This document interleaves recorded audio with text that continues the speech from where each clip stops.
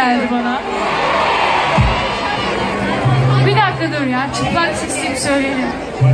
O sen olsan bari, sen olsan bari, sen olsan bari, sen olsan bari. Hazırım diyorum dünden, düşmüyorsun dilimden. Alan olmuş zaten, o sen olsan size. O sen olsan bari, sen olsan bari.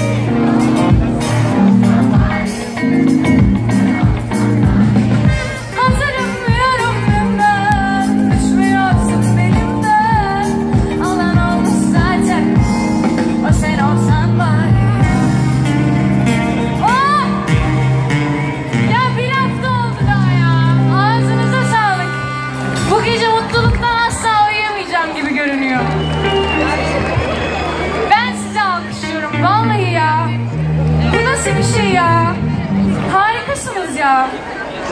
Neyse, şimdi duygulanmadan, daha fazla ben ağlamadan konuları değiştireyim şöyle.